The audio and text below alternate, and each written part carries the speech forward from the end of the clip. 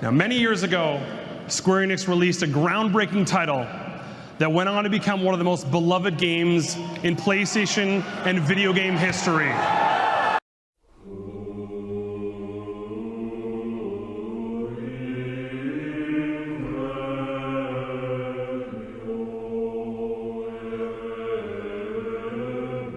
In 1997, a Japanese company known as Squaresoft would release a game that would have an impact on millions of people's lives, and would go on to have a tremendous influence on video games and even pop culture itself. That game was called Final Fantasy VII. To some, it may even seem hyperbolic to say the game could be life-changing, but how often do you see people react to just the announcement of a movie or a TV show or even any other video game like this?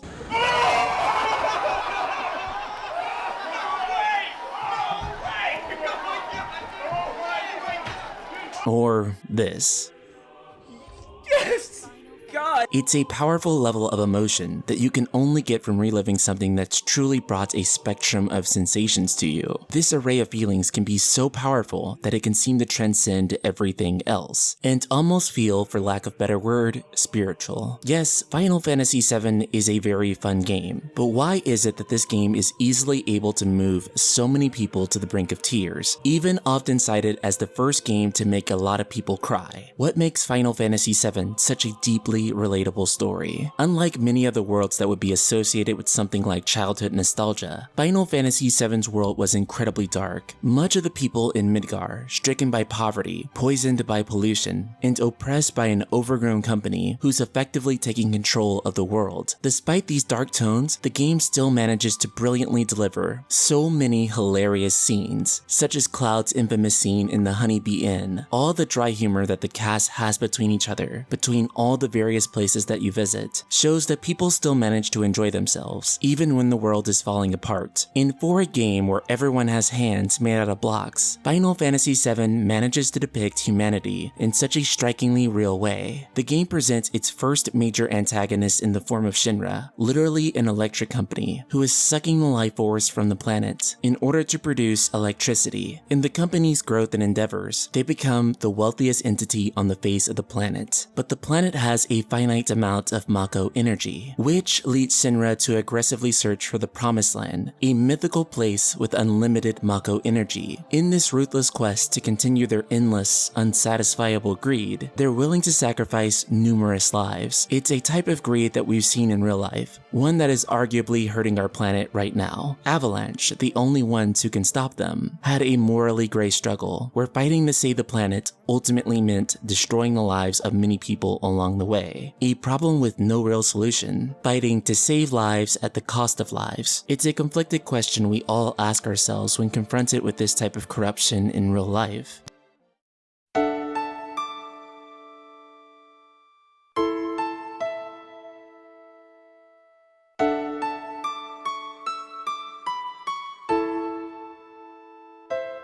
Though much of the game's emotional power is rooted in the developers and their experiences themselves. During the development of Final Fantasy VI, the father of Final Fantasy, Hironobu Sakaguchi's mother, passed away. Wrestling with grief during the development of what was Squaresoft's most ambitious title yet, Sakaguchi would refocus his energy by developing the concepts of the next mainline Final Fantasy on the concepts of life and death. This would birth the concept of the life stream, a river of energy beneath the surface of the planet. The concept of life and death would be at the forefront of the story, not just in the concept of the life stream, but in the lives that would be lost throughout the course of the game. While developing Final Fantasy VII, character designer Tetsuya Nomura was frustrated with, quote, the cliche where the protagonist loves someone very much and so has to sacrifice himself and die in a dramatic fashion to express that love. He found this to be prevalent in both films and video games from North America and Japan. Because of this, the team wished to present death in a way that was much more grounded in reality. Final Fantasy VII director Yoshinori Kitase said, quote, in the real world things are very different. You just need to look around you. Nobody wants to die that way. People die of disease and accident. Death comes suddenly, and there is no notion of good or bad. It leaves not a dramatic feeling, but great emptiness. When you lose someone you love very much, you feel this very big space and think, if I had known this was coming, I would have done things differently. These are the feelings I wanted to arouse in the players with Aerith's death relatively early in the game. Feelings of reality and not Hollywood. Within that beautiful statement from Yoshinori Kitase, it forces you to honestly reflect. So many lives are lost during the struggles with Shinra and Sephiroth. There's never any fairy tale revival or any real Hollywood moments. Those who are gone